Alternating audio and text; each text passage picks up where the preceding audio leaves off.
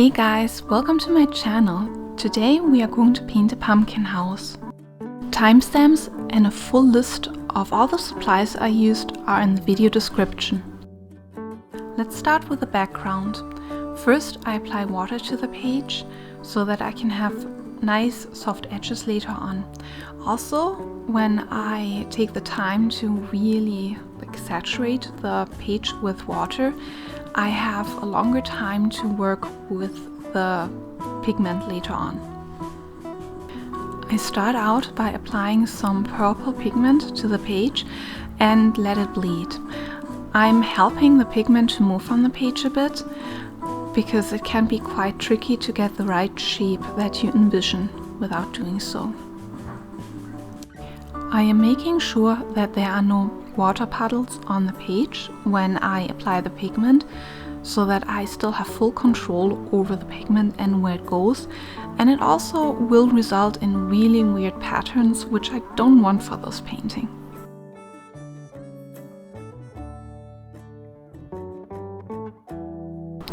A great method to get some movement on the page are splatters. Well, you see me apply them here, but I'm making sure to not get them on the pumpkin, since the ultramarine and the purple color are staining the page. It would be really hard to remove them from the pumpkin, and you would be able to see them afterwards even though I applied purple paint on top of it. My paper was all ready to dry around the edges, so I had to reapply some water. I'm using water anyways in the pigment to create some cauliflowers. Whenever some of the splatters hit the dry paper, they have hard edges, and I really didn't like that. So I just took a wet brush and tapped them once, so that the pigment would disperse a little. I'm soaking up some puddles with paper towel. I'm adding some water to the drying pigment in order to create cauliflowers. And finally, I'm using a damp brush to soften up some of those hard edges that were created.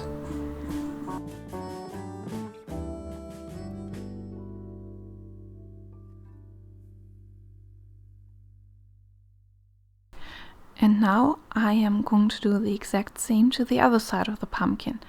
I apply some water, I add some pigment, I add some splatters, and if need be, I'm re-wetting some of the page, or I'm going to soften some of the edges. I'm right-handed and impatient. I do not want to touch some of the pigment that I just put down on the page, so I'm just turning my whole painting upside down to do that next part of the background.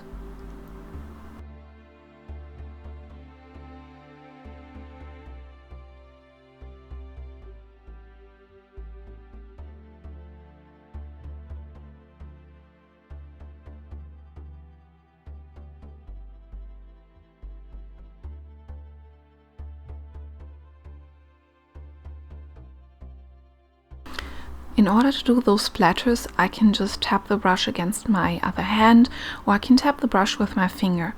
I can also tap my brush against another brush.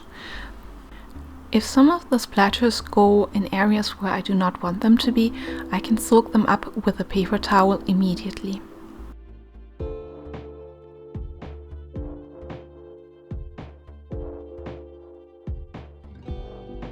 I'm also adding some splashes with my brush directly, and I'm adding some water droplets in order to create some blooms.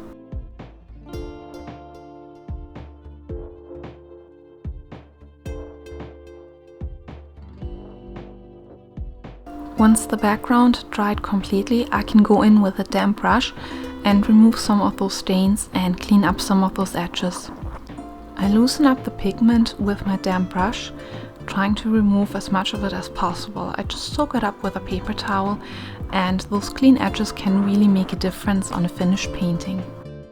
I will not be able to remove the pigment completely, but it will not be visible once I applied all the other layers of paint on top of it.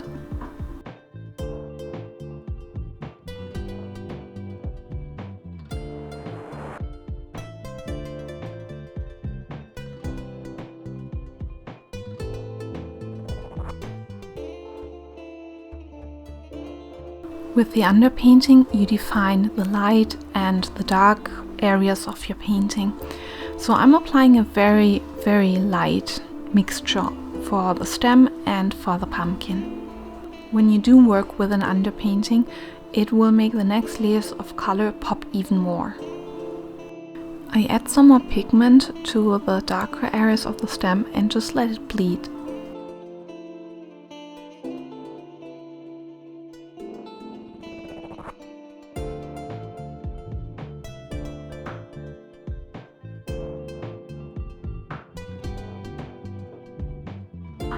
Adding some yellow paint into the window will make it glow even more once the whole painting is finished.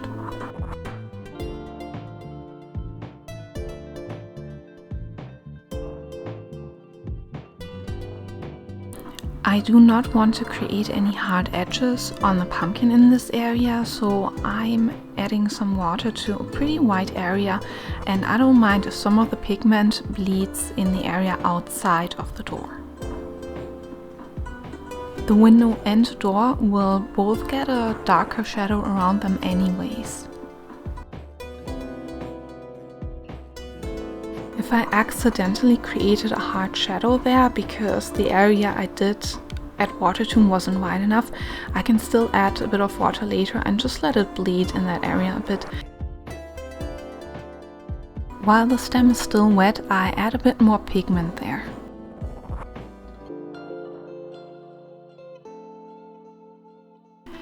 I'm going to let my painting dry for a few minutes so that I do not end up with some unintentional bleeds now.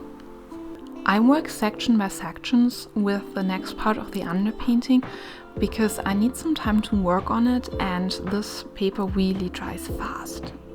I'm wettening this area of the pumpkin now and give it just a minute for the water to sink into the page a bit, and then I'm going to probably add a bit more water. I add some yellow to the areas where the light hits the pumpkin, and then I'm going to add some orange to the areas around it.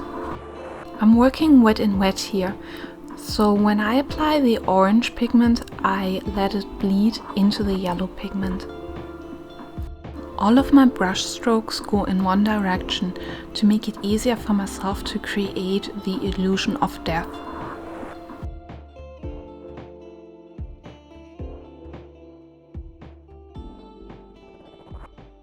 I start to add some burnt umber, which is basically brown, into all the creases of the pumpkin, and I let that bleed into the other pigments as well. This will help me later on when I am painting the creases to get them as dark as I want to. Sometimes my paper already dried, so I need to reapply a bit of water in order to do the same to the lower part of the pumpkin. When I re-wet some of the areas, I'm careful not to cause any unintentional blooms to the areas where I already added pigment.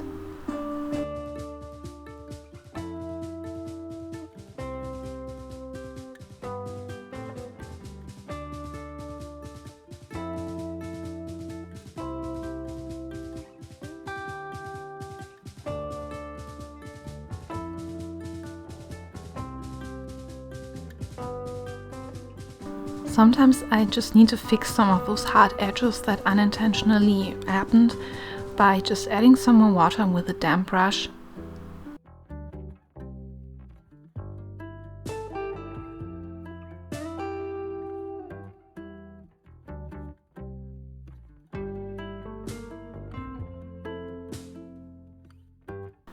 I can also soak up some of the pigment with my damp brush to preserve some highlights.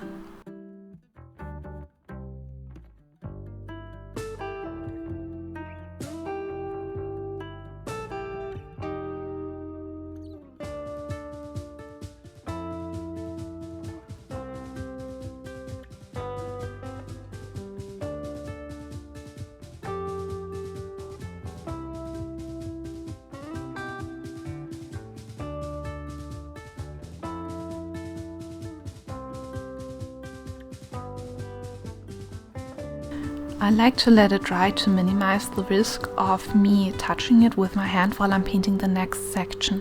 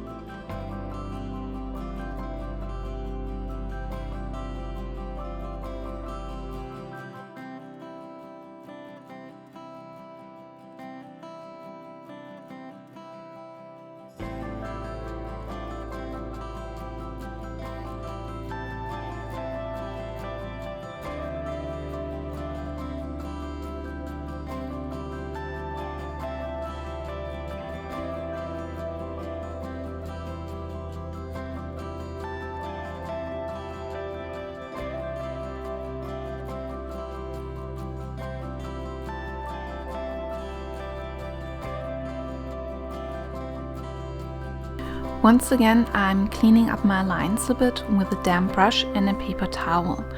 The pigment will not completely disappear, but it will be light enough for me to paint over it.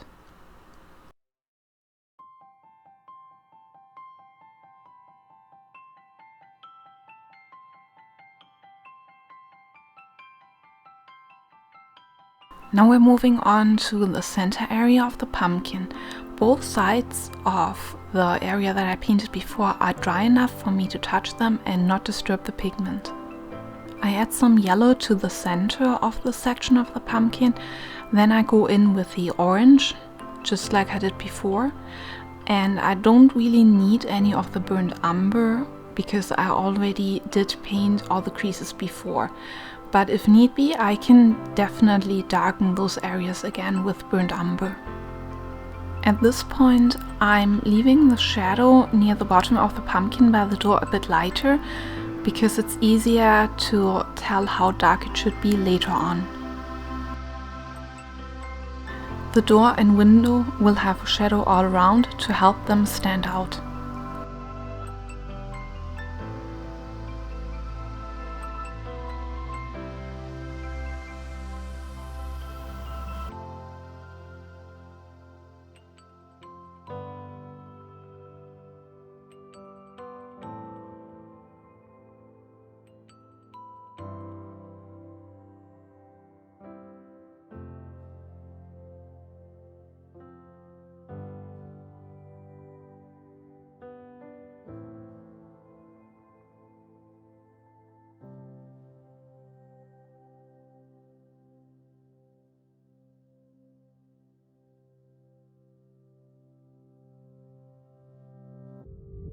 I had to let the painting dry completely in order to paint some of those areas, because it would have caused blooms.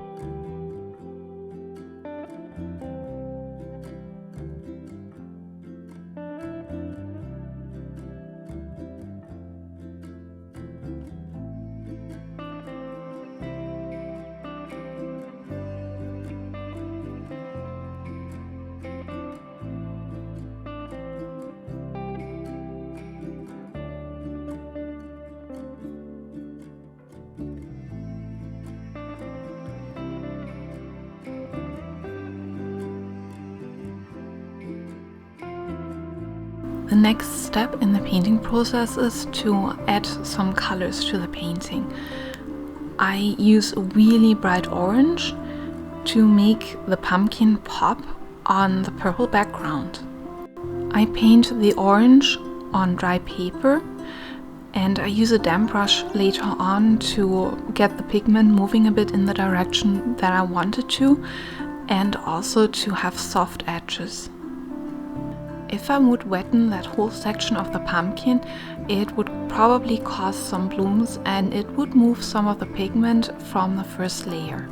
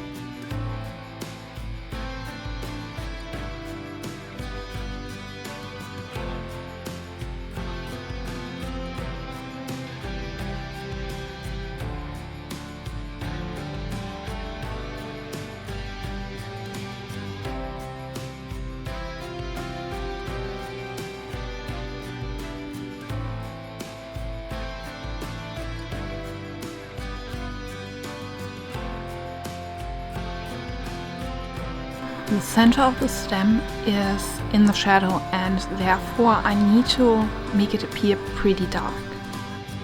The stem is round, and in order to show that, both sides of the stem need to be dark. I need to be careful about bleeding here. I make it easier on myself by painting a pumpkin that has some type of crease in the middle of the stem, so I can paint both areas separately.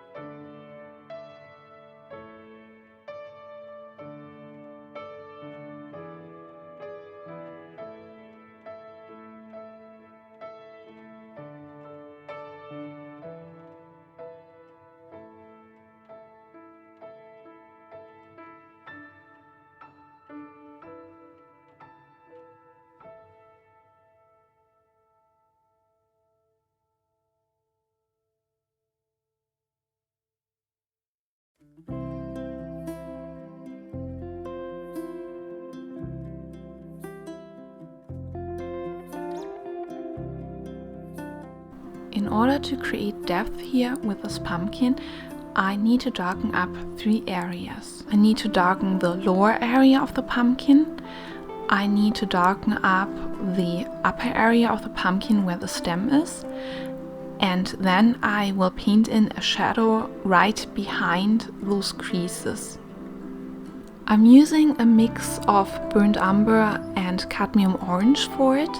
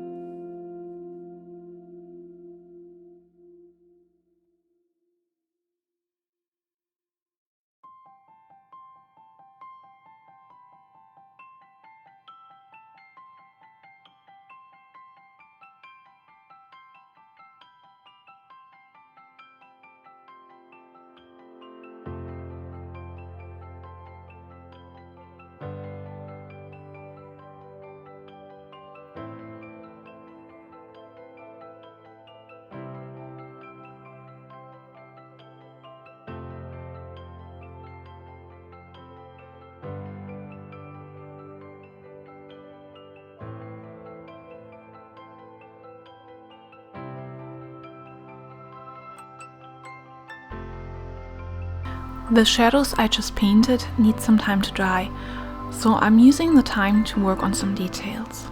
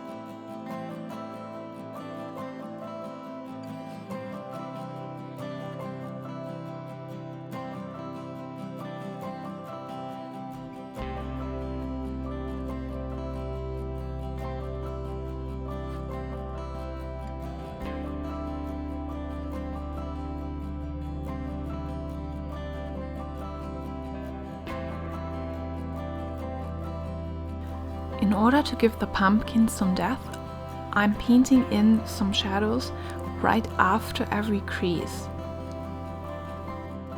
I'm painting on dry paper here, and I'm using a damp brush to bleed out the pigment a little bit. The shadow needs to have a hard edge on one side and a soft edge to the other. If I would be using too much water, I would pull up the pigment from the previous layers.